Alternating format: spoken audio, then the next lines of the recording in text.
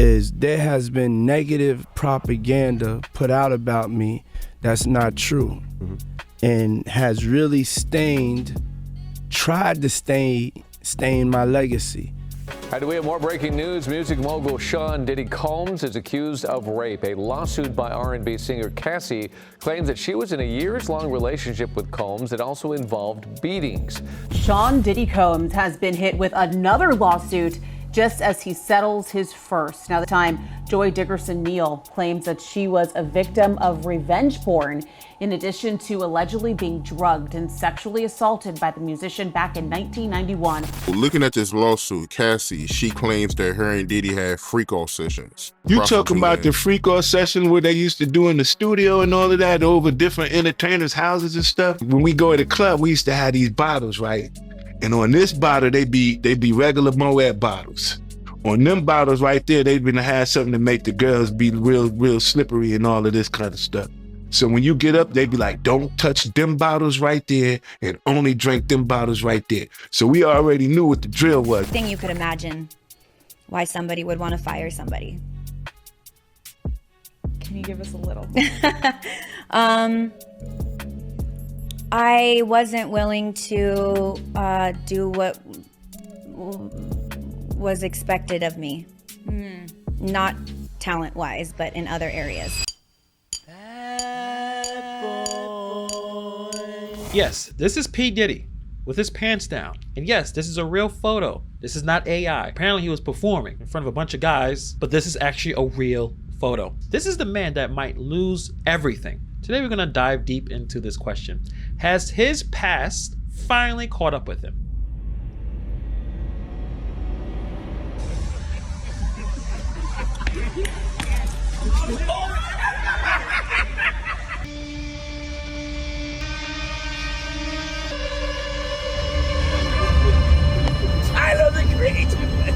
I always thought he played this Joker character way too well. Harvey Weinstein, Bill Cosby, R. Kelly, Will P. Diddy will join these men that we call predators.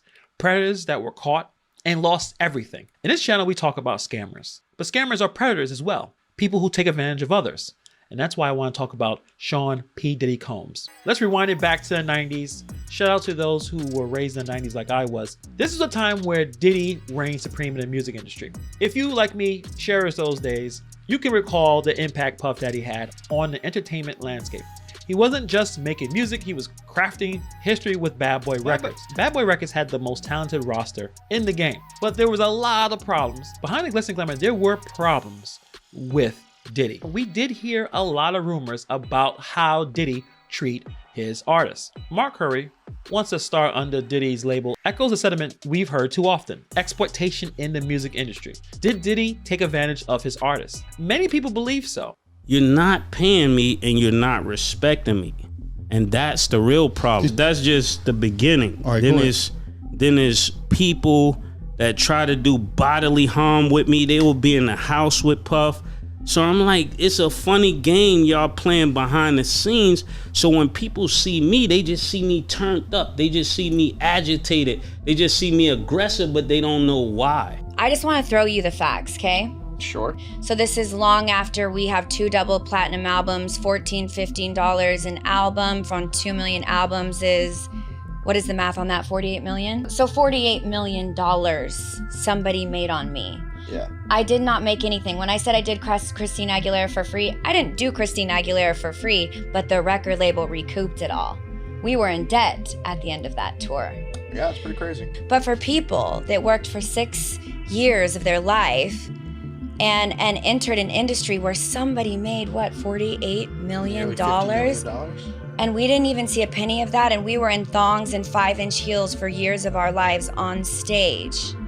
And not any of it did we see. Many people believe that Sean Combs took advantage of his artists. Curry's distress speaks volumes about what may have been the darker side to Bad Boy Records. Mase had a problem with Diddy as well. Mase has previously claimed that Diddy owned his publishing and refused to return it, even after Mase offered $2 million to buy it back. This conflict has been a point of contention for years, with both parties publicly exchanging criticisms. But at least recently, it appears that they reached a contractual agreement, with Diddy returning the publishing rights. And also, if you guys have been checking out the news in the last couple of months, P. Diddy came out with an album. I know no one probably even listened to it, but he was trying to get some positive publicity from the release of the album by giving back publishing rights to all of the bad boy artists. He sacrificed millions of dollars to give back the publishing rights. At the same time, Mark Curry expressed skepticism about the value of the publishing rights that were returned. He claimed that they were worth very little at this point.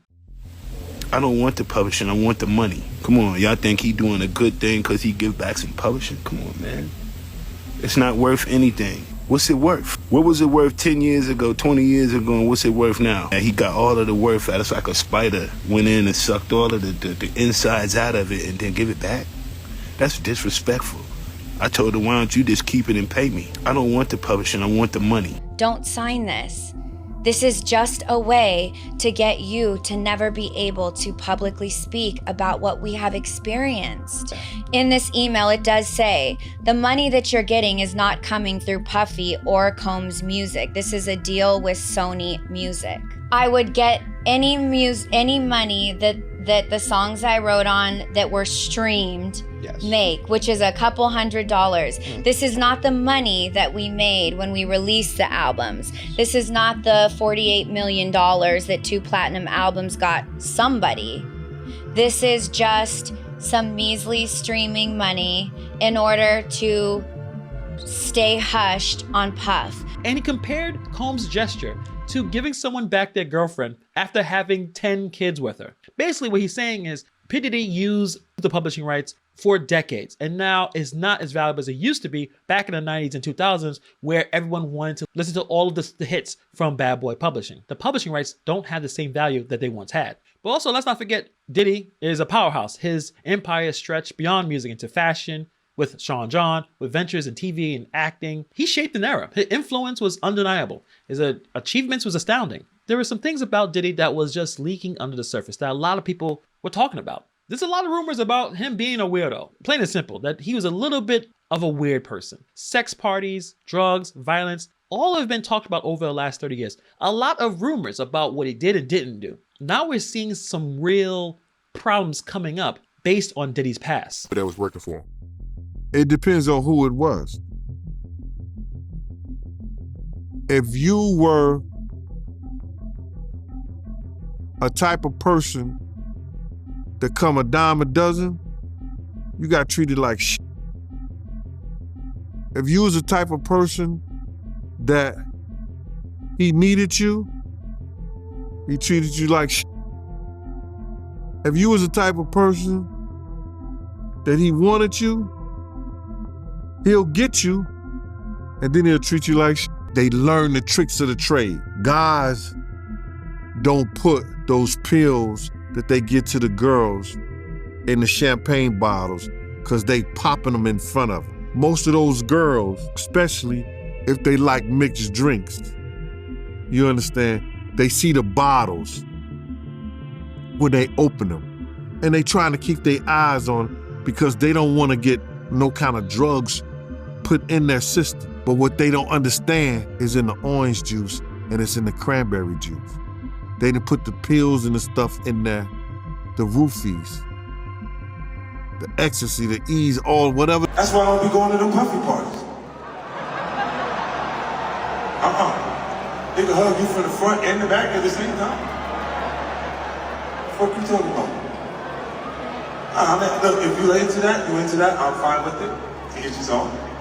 I'm just saying this ain't my motherfucking kind of podcast. Mr. Lee, yeah, I love this drink. Where you put my bag I like at? when you like this, Daddy. Yeah, where you put my bag Daddy, at, I like Mr. when Lee? you It's right scrambling here, and it's right scraping. When here. you It's right scrambling here, and it's scraping for right here. shit. No? Okay, yeah, I'm not gonna go over with that one. Make a that wish. one. Just blow it out. It's your birthday every day. Every day's a birthday on Drink Champs. Did you miss me though? For real? Because I'm saying it seems like a thing. I with miss this partying birthday with party, Puff, man. Man, but I'm talking about for your birthday. Huh? Why won't you party with me for your birthday, man? We partied for my birthday before. You came to my party. No, but me and you ain't never really party, you know what I'm saying? Eyes, brother. Oh, Eyes. I understand. You know what I'm saying? So right now, Diddy's empire is facing quite a storm. Just a couple weeks ago, Cassie Ventura's lawsuit dropped like a nuclear bomb. Allegations of abuse, trafficking, sexual assault. Cassie, an R&B singer who was previously in a relationship with Diddy, accused him of a decade-long pattern of abuse that began when she was just 19 years old. The allegations are extremely graphic. I'm not going to go into some of the details. You guys can check it out if you want, but they include claims of physical assaults, forced drug use, sexual abuse, and coercion into sexual acts with other people while being recorded. She was able to bring this lawsuit using the Adult Survivors Act. So let's take a moment to understand what this crucial piece of legislation that was central to the story. The Adult Survivors Act creates a temporary window suspending the typical time limitations for filing civil lawsuits in cases of sexual assault. What does that mean? It means that for survivors of abuse who were 18 and older at the time of the assault can now seek justice, even if the statute of limitations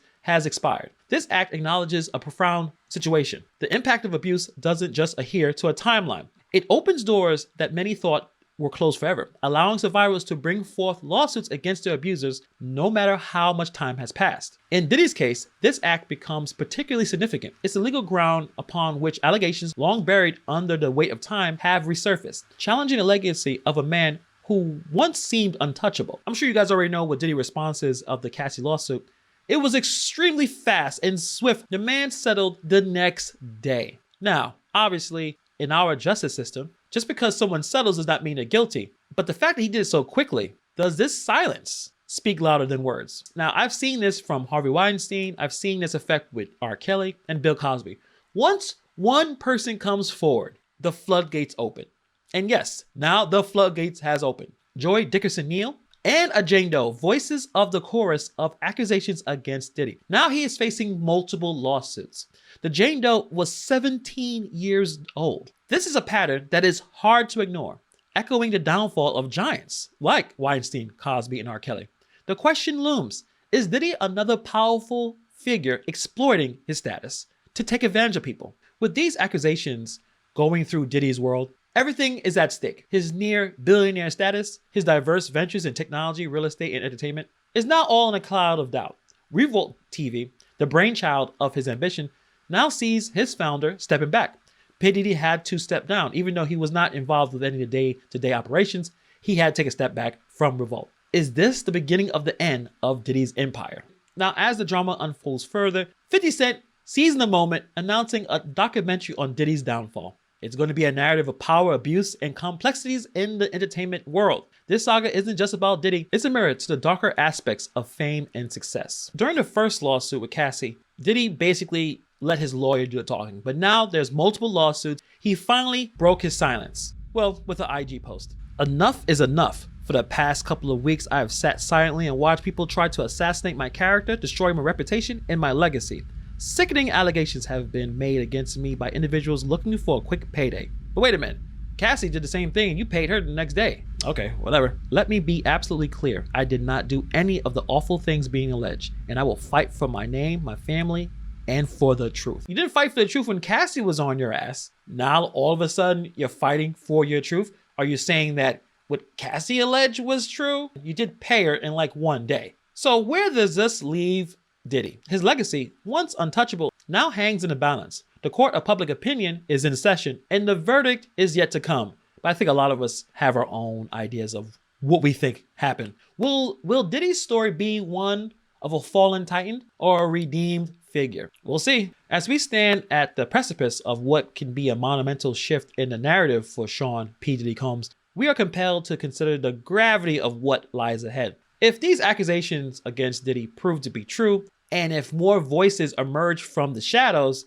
we may witness not just a fall of an icon, but another seismic revelation in the music industry. We've seen this with Hollywood. We've seen this in the acting industry with Harvey Weinstein. Such a scenario isn't just about the downfall of one man, but this is a call for accountability, a reminder that even the most towering figures are not above reproach. Diddy's future now hangs in a delicate balance, a balance that can tip based on the information that may emerge. Obviously, his story is far from over, but it stands as a potent testament to the power of truth in an industry often clouded by glamour and bravado. In the end, the legacy of Diddy, and perhaps the industry at large, will be defined not by the heights of their fame, but the depths of their integrity. So many clips of rappers, celebrities, talking about Diddy, talking about his parties, talking about some of the weird things he has done in the past. And the problem is with all these rumors are, some could be true, some could be just lies. P. Diddy has made a lot of enemies in his life, a lot of enemies in the industry.